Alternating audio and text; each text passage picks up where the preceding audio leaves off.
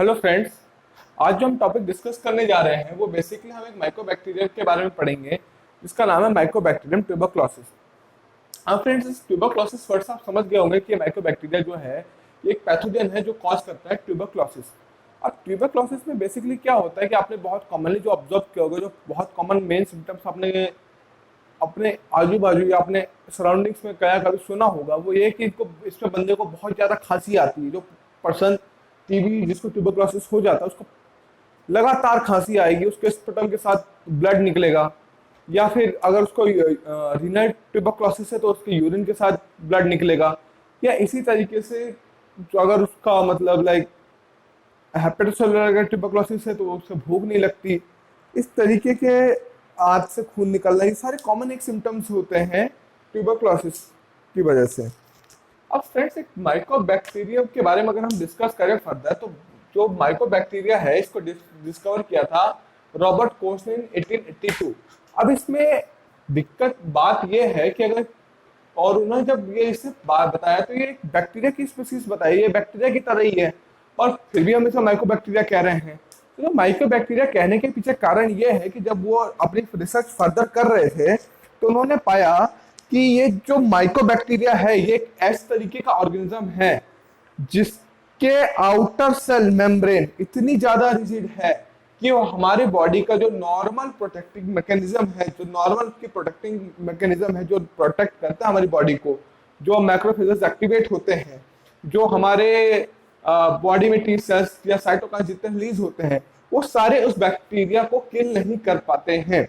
ये तो उन्होंने इस ऑर्गेनिज्म के बारे में उस दिन डिस्कवर किया। अब उसका नाम माइकोबैक्टीरिया कैसे पड़ा, तो उन्होंने जब अपनी रिसर्च फर्दर करी तो उन्होंने पाया कि जो बैक्टीरिया की सेल वॉल है इस पे एक माइकोसाइट्स प्रेजेंट होते हैं।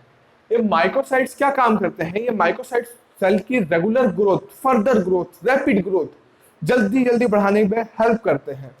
एंड जो सेकेंड कंपाउंड जो उसको सेल को प्रोटेक्ट करते हैं, जो इस सेल को किल होने से बचाते हैं by our normal protective mechanism, जो हमारी माइक्रोफेजेस होते हैं बॉडी के अंदर व्हाइट ब्लड सेल्स में, उसमें जो माइक्रोफेजेस होते हैं जिनका काम ही होता है कि जो फॉरेन पैथोजन होते हैं उनको किल करने का, उनसे बचाने का के लिए इसमें ग्लाइकोलिपिड्स की लेयर प्रेजेंट होती है जो इस सेल को प्रोटेक्ट करती है from the attack of macrophages and the different cytokines that are present in our blood.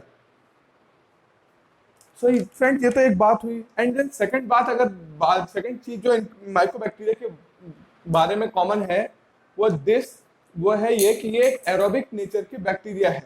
Aerobic nature मतलब इनको ऑक्सीजन चाहिए होती है अपने एक्टिवेशन के लिए। अब ऑक्सीजन का क्या, जैसे कि अगर कभी हमें कभी दौड़ रहे हों और दौड़ते दौड़ते थक जाते हैं तो अचानक से 2 दिन बाद सांस लिया, फिर हमारे अंदर एनर्जी आती है और हम आगे फिर फर्दर अपना काम करते हैं। मतलब ऑक्सीजन ने हमें एक एक्टिवेशन का काम दिया, उसने हमें एक एनर्जी प्रोवाइड करी, उसने हमें एक्टिवेट करा। Same here is this with this Mycobacterium tuberculosis के ऑर्गेनिज्म के साथ भी यही होता है। इससे ये भी उसी जगह एक्टिवेट होता है जहां पे ऑक्सीजन कंटेंट इसको प्रॉपर मिल जाता है। अब नॉर्मल बात, एक कॉमन सी बात है कि सबसे ज्यादा ऑक्सीजन कहाँ पे होगी हमारी बॉडी में? हम बाहर से एयर ऑक्सीजन ले रहे हैं, वो जाके स्टोर कहाँ हो रही है? हमारे लंग्स में।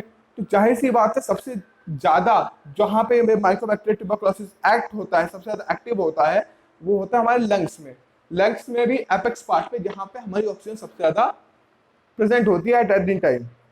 एंड जो थर्ड बात है इसके माइकोबैक्टीरिया के बारे में कि एक एसिड फास्ट बेसिलाई है, और एसिड फास्ट बेसिलाई का मतलब while we stain it with Ziehl Neelsen staining method, it will give a red colour stain. This Ziehl Neelsen staining method, ये वही मेथड है जिसको हम एसिड फास्ट स्टेनिंग भी बोलते हैं।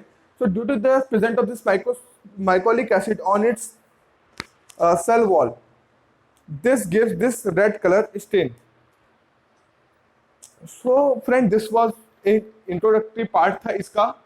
अब जो हम नेक्स्ट टॉपिक, जो नेक्स्ट चीज इसके बारे में डिस्कस करेंगे वो है इस माइकोबैक्टीरिया के सेल स्ट्रक्चर के बारे में।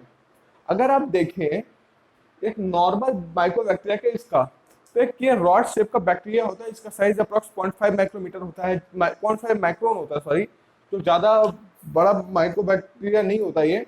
अगर आप इसके स्ट्रक्चर में देखें तो जो इसका सेल ऑर्गेनेल है ये नॉर्मल बैक्टीरिया सेल की तरह ही है। अब इसके अंदर भी एक डीएनए का न्यूक्लियोटाइड है, साइटोप्लाज्म है, राइबोसोम्स है, प्लाज्मा है एंड अदर जो जितने भी माइटोकॉन्ड्रिया वगैरह सब कुछ इसके अंदर प्रेजेंट होता है, सेम सेल ऑर्गेनाइजेशन सब कुछ होती है। बट द थिंग जो डिफरेंट करता है इसको नॉर्मल बैक्टीरिया से, नॉर्मल बैक्टीरिया में क्या होती है, प्लाज्मा मेम्ब्रेन ही होती है बस। बट इसमें एक पेप्टाइडोग्लाइकन की एक अराबिनोगैलेक्टोन लेयर, एक हार्ड रिजिड अराबिनोगैलेक्टोन लेयर अलग प्रेजेंट होती है जो इसको प्रोटेक्ट करती है, जिसको हमने ग्लाइकोलिपिड्स भी कहा था। अगर हम इसी का ट्रांसफर सेक्शन काट के देखें, इसी को हमने बीच में से काटा इसलिए केवल सेल वॉल की लेयर को देखें, तो साइटोसोल ये आपकी परमेबल प्लाज्मा मेम्ब्रेन है and this is that peptidoglycan layer that I was talking about कि जो इसको प्रोटेक्शन में हेल्प कर रहा है।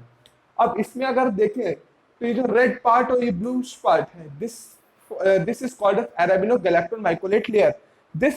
इसको अराबिनोगैलेक्टोन माइकोलेट लेयर किस लिए कहा गया, क्योंकि इसके ऊपर पॉलीपेप्टाइड चेंज होती है। पॉलीपेप्टाइड भी चेंज भी किसी की गैलेक्टोन रिंग के एक लेयर की पेप्टाइड पॉलीपेप्टाइड चेंज होती है।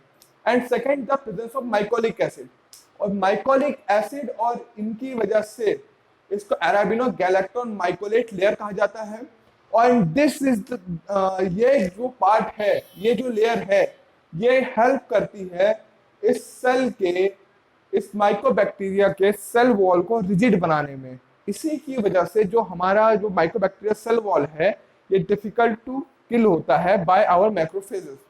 एंड जो सेकंड पार्ट अगर आप देखें दिस, और अगर आप ये देखें नॉर्मल प्लाज्मा मेम्ब्रेन जो है इसकी वो पेप्टाइडोग्लाइकन लेयर होती है। पेप्टाइडोग्लाइकन जैसे एक नॉर्मल बैक्टीरिया में आपने पढ़ा होगा जो होता है नाम और नाग एनेसिटाइल म्यूरामिक एसिड और एनेसिटाइल ग्लूकोसामीन, तो सेम उसी तरीके के कंपाउंड होते हैं जो इसका पॉलीपेप्टाइड पेप्टाइडोग्लाइकन लेयर जो इसका बनाते हैं, जिसको हम कहते हैं डी ग्लूटामिक एसिड और डाई अमीनोफिलिक एसिड।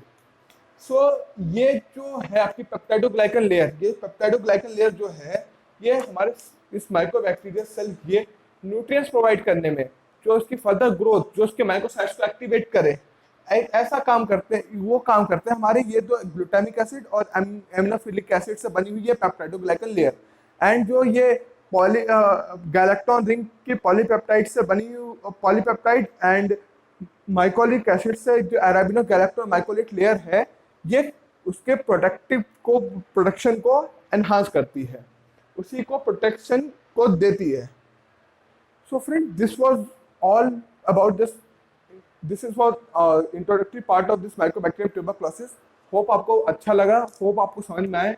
फिर भी अगर कोई चीज़ रह गई है तो आप प्लीज़ हमें कमेंट करें और बताएं कि क्या कमी रह गई है। So for today this was all. हम इसके इन्फ्लामेशन, इसके कैसे डिसीज कॉज होगी एंड जो इसका ड्रग थेरेपी जितने भी हैं वो आपको नेक्स्ट वीडियो में बताएंगे। सो टिल देन प्लीज़ आप इसको देखें, और कुछ समझ में ना आया हो, कुछ रह गया तो प्लीज़ बताएं, एंड वीडियो कैसी लगी उसका ज़रूर बताएं हमें। And so this was all. आप स्क्रीनशॉट ले सकते हैं चाहे तो।